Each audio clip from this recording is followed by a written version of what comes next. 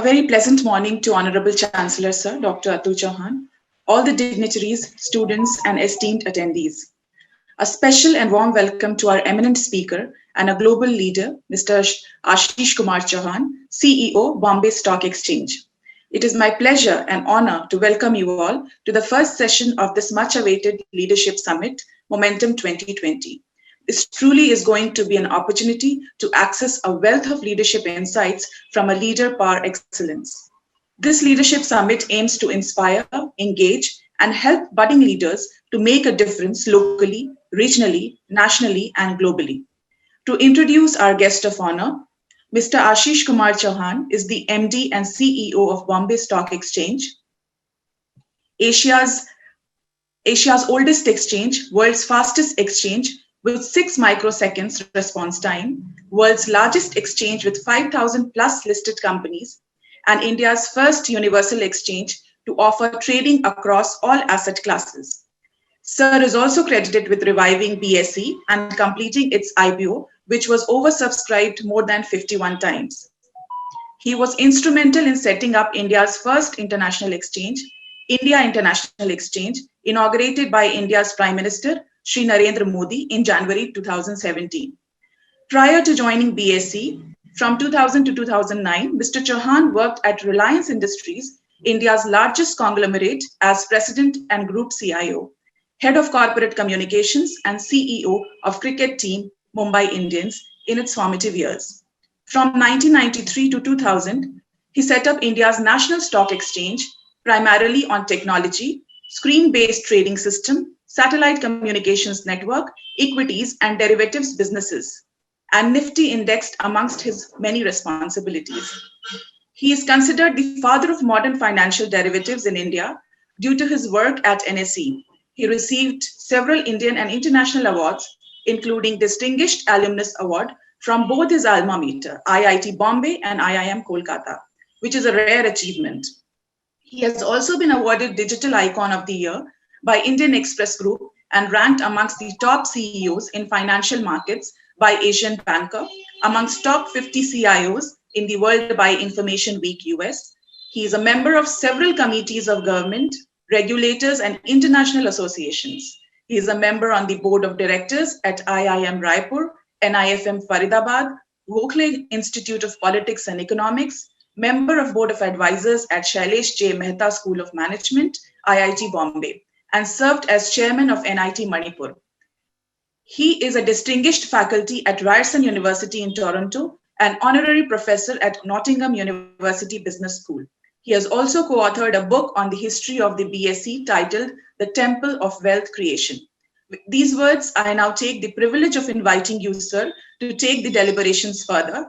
We look forward to a masterpiece session. Thank you, sir. Thank you, madam. It's an honor to be in front of you today. I would like to thank Mr. Chauhan and Amit University for calling me to this leadership event. It's in some ways, when you reach a position, you are considered a leader. But leaders are made in different ways. And one of them is the positional leadership. There are situational leadership where situation arises in your house, in your teams, in your friend circles, and everyone else follows. That is basically the situational leadership. And then we have seen the political leadership that people get elected, they basically start running for offices, and that's the political leadership. And then business leadership, where there are organizations which are already there, in which somebody becomes a leader by positions or situation or by hereditary situations. But basically, business leadership is also, in a way, coming from variety of ways. And then we have seen religious leaders, people who are believed in by many other people. And so I call all them religious. They don't have to be religious actually, but they could be cult leaders, they could be any type of leaders. And what is common across all these people? Of course, anyone can become a leader or claim himself or herself to be leader. But what happens to successful leaders? Why people become successful in leadership? What happens to them? And I have, in a way, coming from a uh, a place where I was not expected to be anything. I could not speak English even a single sentence till age 17, till the time I came to IIT Bombay. And at IIT Bombay, almost all my time was spent in just learning English and not learning engineering. That's what I felt. But effectively, I was not supposed to do anything. And the situation uh, keep, kept on coming. And that's where I have had the good fortune of learning from some of the best leaders, the political, religious, business, even sports leaders of our times, and to learn from them, to hobnob with them. And one of the biggest things I have seen in people who are successful, you can become a leader because you have been helicoptered into that. But many of the helicopter leaders also bring down the entire organization or entire movement very fast. And we have seen many examples in front of us over the last 10 years that people who were billionaires are now internationally also are doing basically have become millionaires, and so on and so forth. And similarly in political situations, religious situations. So what makes those people leaders who are able to take their followers, their organizations, their countries into different directions? One of the uh, biggest things I've observed is immense amount of energy. They derive their energy from within. And I can tell you that any one of you, whoever is listening to this today or later on, whenever they listen, anyone can become a leader. There is nothing special about it, nor that the leadership qualities will remain forever. That the ability to succeed will continue forever, unless you start changing very rapidly, because situations evolve, life changes, and the leaders have to themselves change with the time rather than time changing with them. So leaders have tremendous amount of enthusiasm and energy. The other thing they have is curiosity. They are very, very curious. I mean, I have worked with Dhirubhai Ambani, who is considered legend, and we had a very personal rapport because both of us were Gujarati and both of us were very village-like in a way. And so we could speak each other's language, understand each other's mindset, although he was much senior to me in age. We could kind of joke with each other. But effectively, that rustic framework which he had built in his own mind, he was tremendously curious. He used to know me as a satellite boy because I had set up satellite telecom network first time in India for NSE in 92, 93, 94. And so in those days, satellites were never used. And so he knew me. He just wanted to understand very satellite, how this thing works, what it means, and so on and so forth. He did not study beyond probably class 10th, but the amount of knowledge he wanted to gain, and from anyone, it was, I mean, he was already a billionaire or multi-billionaire by the time I joined him in year 2000. But he still, and I was very young in age, I was 30, but he did not have a problem in asking me the most basic questions because that is what the leaders do. They do ask you the most basic questions. That doesn't mean they don't know other things. It's just that in your area, they don't have any worries of being small by asking any simplest question. So you need to keep this in mind that if you want to basically become a leader, and many of you may become leaders by quirk of fate, like I became. I didn't want to become anything. I didn't have to become, but somehow it came in my lap, and I continue to work pretty much 14, 15 hours a day for last 30 years. And so energy, enthusiasm, keeping yourself interested is a very, very important trait. And even if you don't become a leader, these traits will actually take you much longer, much farther than what you would deserve to be. The second thing they need to, the leaders actually do is that, as I said, they do have to have curiosity and change with time. And they need to create teams. There is nothing which you can do alone, except probably in some table tennis match, you can play table tennis. But there also somebody has to make the table tennis racket for you, and somebody has to put the table for you, unless you actually manufacture the table yourself. But effectively, nothing in the world happens on your own. You have to start respecting people. You have to start creating teams. You have to also have dynamism in your teams. And those are the things which good leaders do very, very, very well. I mean, I have worked with Sachin Tendulkar. I worked with Mr. Mukesh Ambani. I worked with Mr. S.S. Nadkarni, who used to be the chairman of IDBI and also founder chairman of NSE. I mean, the way they deal with people, the way they identify talent and give them tremendous authority. Because many times we think leaders must be having a great life, right? That they have so much authority, they can do whatever they want. In fact, leaders have very little authority over themselves. What they have is responsibility. If you cannot take responsibility, there is no authority that comes to you. So be aware that if you want to have great authority, you have to be able to take great responsibility. Authority may come or not come. And I have seen my own life, my current life also, my senior people with whom I have learned from some of the best in the country and best in the world. They have very little control over their own life. They have very little authority over their own life because they take responsibility for others. So if you want to become leaders, you have to become responsible and less authoritative. Some of them may look rude sometimes, some of them may look uninterested, is because they are working overtime for thousands of problems and they are juggling many, many problems simultaneously.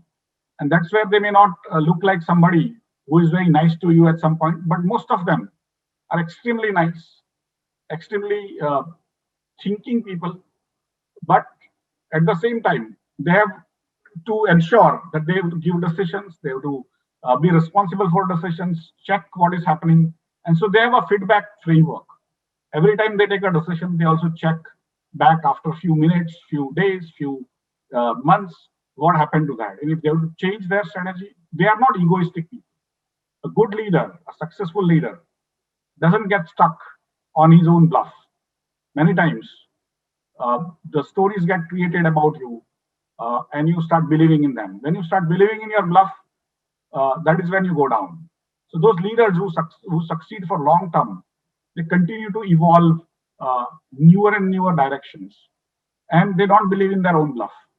Like once I told Sachin that what kind of pressures you have. He said, when I'm slightly elder to him, so he said, Ashish bhai, and I'm a Gujarati, so everyone calls me bhai. But he said, Ashish bhai, whatever pressures I have at home for children, for health of my parents, anything, when I get into the ground, when I enter the ground, that rope I cross, I have to forget everything. Because that ball that is coming is what finally I have to hit or save myself. And that is what basically the leaders, they forget their own life when they are in that ground, right, of leadership. And that is what the amount of sacrifice they have to make is unbelievable. When I recall, we used to work pretty much 16, 18 hours a day, or even longer hours many times. We did not sleep even 2, 3 hours a day when the Reliance Infocom was set up. And Mr. Mukesh Ambani is not a telecom engineer. He's actually a chemical engineer. And he would read himself all the telecom books, watch all telecom related videos. And he would work with us. Sometimes the meeting will start at like 6 in the evening and went on for next day 8 o'clock in the morning, and nobody will sleep. And those are the kind of actions, those are the kind of responsibilities. Many times we think those people must be having a great life. Those people have tremendous responsibilities. They actually take that responsibilities very seriously. And of course, they create teams so that slowly those people can take up and run with the ball. And I'm sure it's happening in Amity University also. I can see today's morning session also. So many leaders have been created. And that is basically the sum and substance of a leader who creates other leaders. And I have been fortunate to learn at the feet of some of the best and the brightest. And I've been fortunate to work in some of the most interesting projects of modern India, post-90s, from liberalization to setting up of NSE, to setting up derivatives, satellite telecom, anything. I mean, sometimes I wonder if I was born in a rich family or my family had some business, I would not have seen the life that I have seen in last 30, 40 years. And that is basically because I was willing to change myself. I was from IIT and IIM, and I was the president of Reliance Group after being the vice president of NSE, founder vice president of NSE, president of Reliance Group, and still, when Mumbai Indians cricket team CEO thing happened, I was selling tickets on the road. Okay, I was caught by police and put into the van of police for creating riots by selling tickets. Okay, and so don't wear your degrees, your past on your sleeve every day. Sachin also once told me, Ashish bhai, if I made 100 centuries, it doesn't matter. In next ball, whether I can hit or not is what matters, right? And so don't wear your 100 centuries on your sleeve. You might be topper today, but if you don't work every day, after 5 years, after 2 years, you will be nothing, right? So be aware and ensure that India gives you among the top opportunities today. Anyone can become leader. It was not true when we grew up. We didn't even have aspirations. We didn't even know uh, who the leaders were, how to reach there, or how to reach there. Today, you have much more exposure. Uh, you can actually attempt, and if Sri Narendra Modi, coming from where he has come from, can become prime minister, if Ashish Chauhan, who has again has come somewhere from where he came from, any one of you can become something in your life if you continue to be resourceful, continue to think for future, change yourself, take responsibilities. Don't worry about authority. If it doesn't come, it's fine. Somewhere you will get the authority. But continue to evolve in any area you want today. India gives you that opportunity. The technology is another change that happens very fast. And if you can adapt to technology, if you can master technology, I mean, I am a technologist myself, I'm an engineer, but Mr. Modi is not. But he knows how to use holograms into public meetings. He knows inherently that when a cloud cover comes, the satellites stop working well. And that is where I think he has that innate understanding of what would happen. And that's what finally, if you don't understand technology, when you have not been trained, try to understand technology, because that is the force which will make you rich and probably a leader if you want to become leader. Leadership is not for faint-hearted. It is for people who can take responsibility for themselves and for others. And that is where I would close my session just now. On the talk, we can take few questions, because I have actually another event going on currently, so I have to stop at 12. That's my hard stop, but I would have loved to be with you for much longer, probably some other time. Thank you. Thank you, sir, for delivering those key points. I'm sure they will make a positive change in our personal and professional lives. Yes, sir, it is time for a few questions. So, Dr. Amrita, before you start with your question, yes, may I just come in and Ashish ji, just Yes. thank you personally for what an amazing session. You know, it is every word I heard. You know, we have heard so many leaders who have spoken to our young people, but your journey is so inspirational. How you said from not knowing a word of English at the age of 17 to the success that you have achieved, it will really go deep in the bones of all our students. Thank you so much for taking out the time. Very grateful. Thank you, sir. The first question is from Megha. Megha Gupta, you're requested to unmute and ask the question to sir. Good morning, sir. My name is Megha Gupta, and I'm from the Department of Journalism and Mass Communication. So, as you're known as the father of modern financial derivatives in India and are considered as one of the foremost experts in financial market policies, IT, and so much more, what would you say has been your greatest accomplishment? In a way, as I told you, like Sachin said, your 100 centuries don't matter. The next moment is what matters, right? And so I don't stay on my laurels. I don't even think those were my achievements. Those were achievements of the society, of the teams you work with. And in some ways, you were lucky to be part of that process, that activity at that time. Of course, you get personally benefited in terms of getting knowledge. Many things which I have done, I have not got much money out of it. But the knowledge doesn't go away. And that is what I would say the greatest achievement of mine has been, to understand, not to be envious of anyone. It is important to go on your path, continue your work, continue to learn from others, be useful rather than be negative in your mind or even in activities. And whatever way you can do that, of course, in terms of the technological situations, I think doing the first commercial satellite telecom network for India, two-way satellite, basically what you are used to today, the mobile phones and all, those were days they were not there. And we used to send a lot of satellites on top to literally 36,000 kilometers, but we never used them for commercial purposes. And I was 25-year-old those days. I was not trained to be a telecom engineer. I was actually a mechanical engineer. And I had to learn through the books. I still have those books. And it worked. And it just gave me that idea by that whatever I learned, and I was not a great student in IIT and IIM because of my lack of knowledge of English. But whatever I can learn by reading books, it actually still works. And those were what I call revelations to me, and they still continue to sort of guide me that anything is possible. When I set up the screen-based trading for India, which again, first time it actually was used, nobody actually gave it even a iota of imagination of success, that this is a bureaucrat-driven exchange, it's not going to be successful, but it did. And similarly, I mean, I was not a chemical engineer, but I was ranked among the best IT, that is the CIO, Chief Information Officer of chemical industries in the world.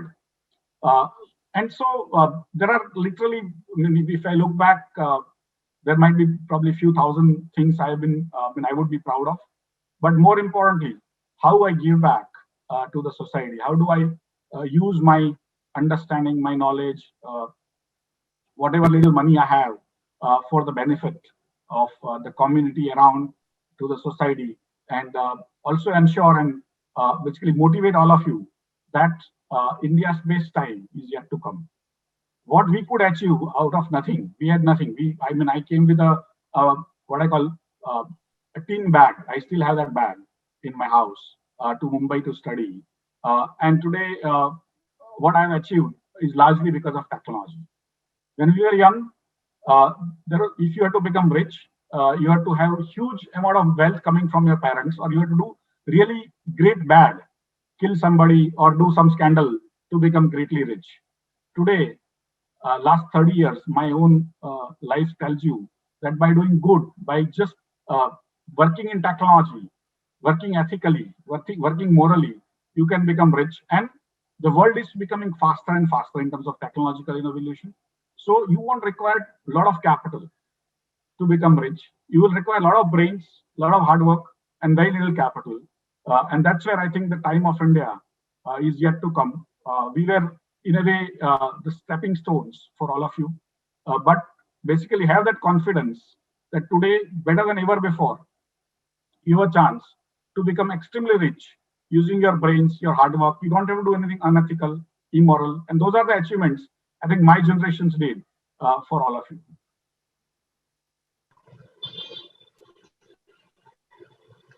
Thank you so much, sir, for your words. Thank you, sir. The next question is coming from Ria Rajput. Ria, may I request you to unmute and ask the question?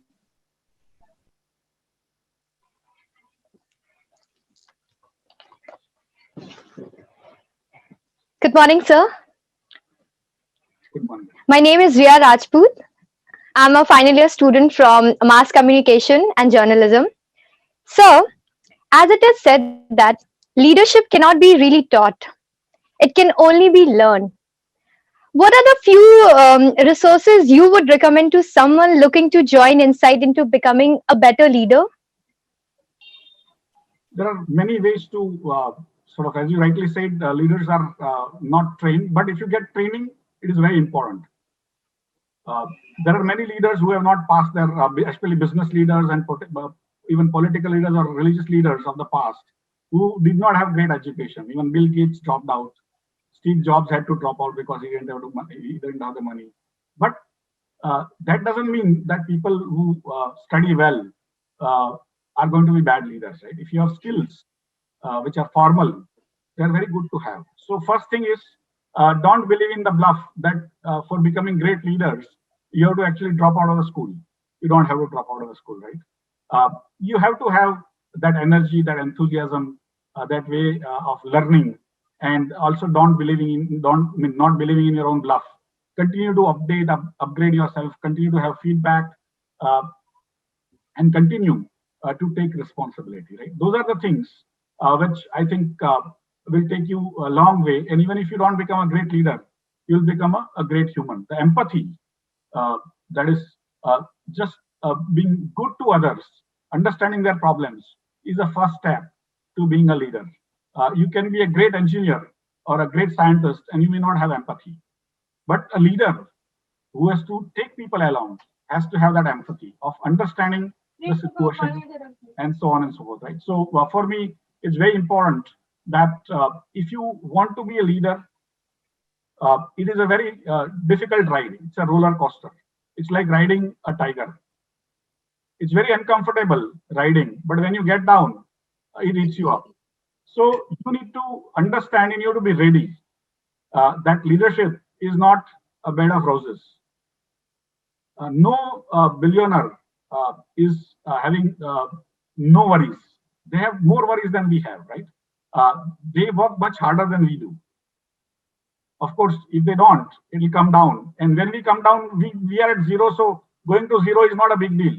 But from that billion to come to million, it's very easy to do that. But to million, 0 to billion or a million is very difficult. So you need to understand that their life is not easy.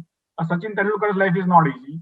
To stay in competitive cricket, where literally 10 crore boys and girls are playing that cricket, to be there playing 24 years continuously for a country is not easy. He has to sacrifice so much, right? Or she has to sacrifice so much, whoever becomes leader. And that is what, for me, is very important for you to understand that life is not going to be bed of roses.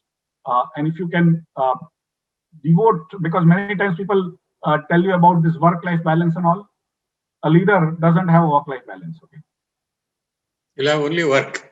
Only work, and then you still enjoy within that. You still enjoy.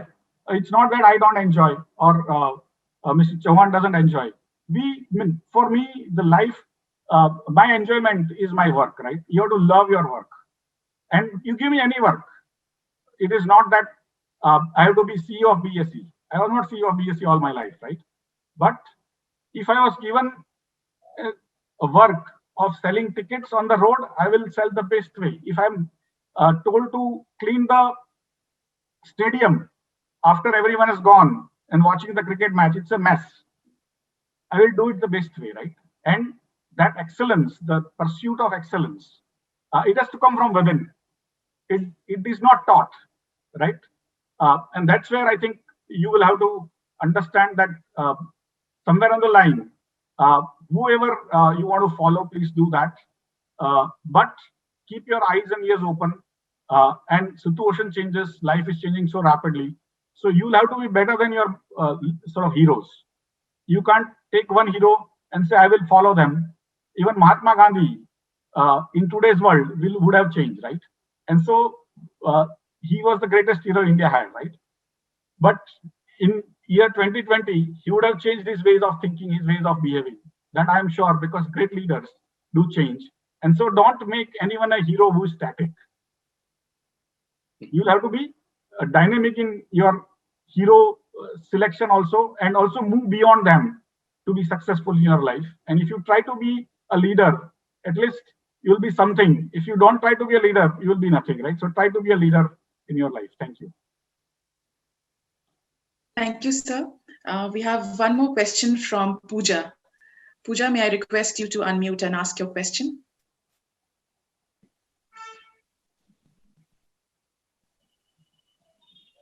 Good morning, sir.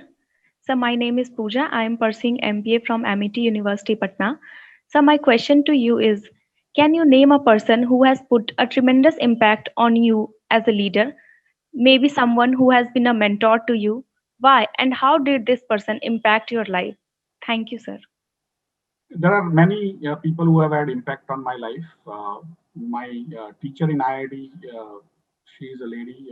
She had tremendous impact because I was literally frightened to be in IIT because I didn't even know English, and she kind of nurtured me. Said, "No, you can. Even you belong here." And so she has had a tremendous impact on me. Of course, my mother had the largest impact in early 60s, late 50s. She was a gold medalist in economics. Those days, the girls were not even allowed to study.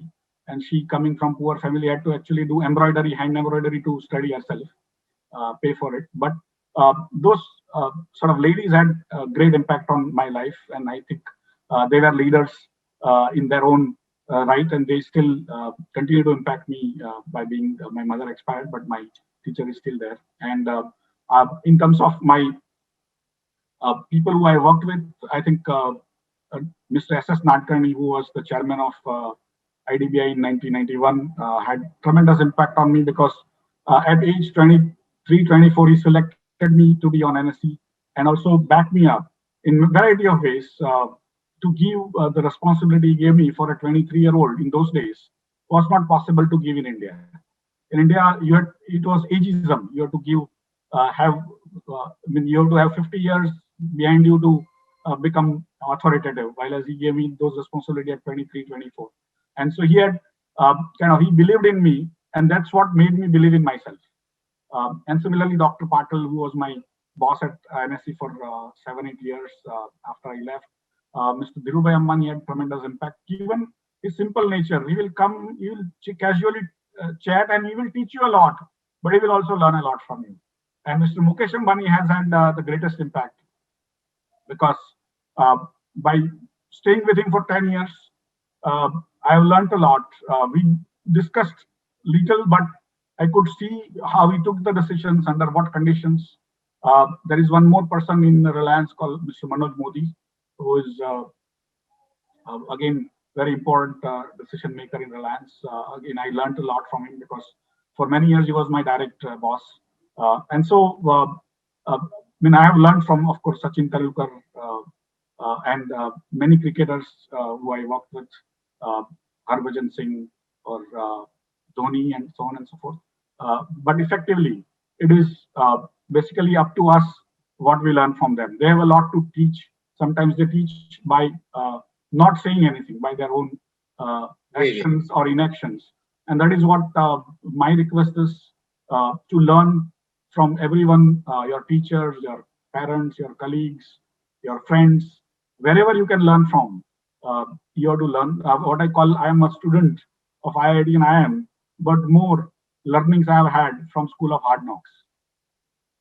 I have learned more from streets than anywhere. And that is because I was given that opportunity to go to the streets and learn, right? And so you will have to, again, not think that I am MBA, so I can't do this or I can't do that. You'll have to keep your mind open and then become useful to the team, to the company, to the organization which you are part of. Thank you, sir. So if your time permits, maybe take a few more questions. Actually, I'm running 5 minutes late, so I'll drop out now. But yes, thank you and hope this is useful. Very much. Thank you, sir. In fact, as you delivered the key point that leadership and learning are indispensable to each other. With these words, sir, I'll propose the vote of thanks. And for the other students who are waiting for their turn to come up, we will have a better chance when sir graces us again sometime. Compassion, commitment, courage, vision, accountability, encouragement, responsibility are a few traits of a leader like you, sir. On behalf of Amity University, Patna, I extend a heartfelt gratitude for your kind presence and the meaningful insights that you have shared. Sir, we also look forward to further association to strengthen the industry and academia connection. Thank you so much, sir. Thank you. It was a pleasure and honor to have you with us, sir. Now it's time for me to invite my worthy colleague, Ms. Randeep Kaur, as the moderator of the next session. Over to you, ma'am. Thank you so much, everyone. Thank you.